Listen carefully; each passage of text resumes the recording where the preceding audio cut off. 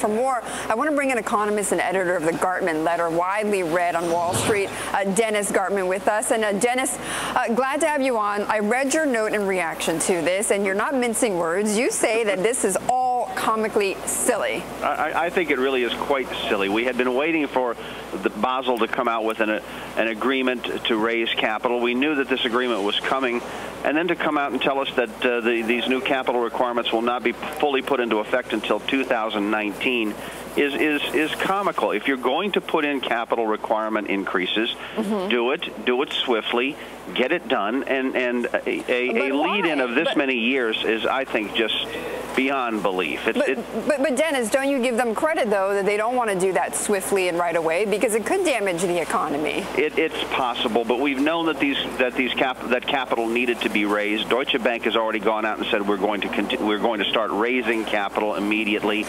And here we are, what is this, 2010, 9 years, Betty, seems to me to be a relatively long period of time. You know and I know that between now and 9 years, those capital requirements will be lost into the mist of history. They will be changed somewhere along the line, and they'll be reduced.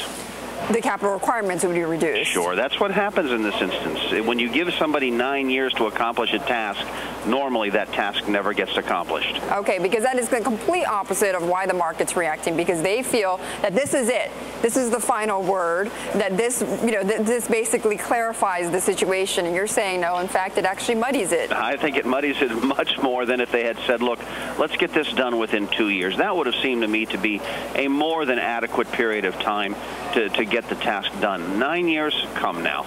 Okay, all right. Well, then in the meantime, what do you see for the euro then?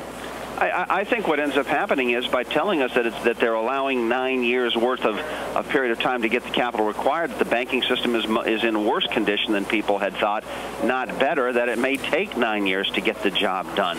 If they had told us that the capital needed to be raised within 2, my estimation would have been that the European banks were in better condition.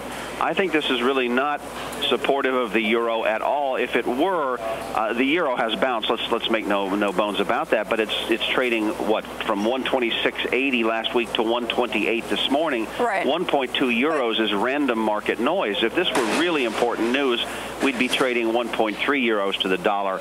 This is a very tepid bounce. But Dennis, why do you doubt, though, that the banks could reach these requirements? I mean, it's 7%. The 7% ratio, I mean, it's substantial, but it's not any different than what some of the banks are already holding. I understand that. That is correct. Many of the banks are well beyond the 7% requirement as it is. My question then is, what does Basel know that we don't know, that they have to allow those banks that don't have 7% 9 years to get the job done? That's my question. There must be greater problems out there than we had anticipated. If there weren't, they could have gotten the job done in 2 years. That would have been a far more reasonable assessment.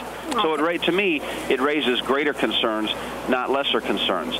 Might I be wrong? Betty, I have been wrong many times in the past. I may well be wrong again this time.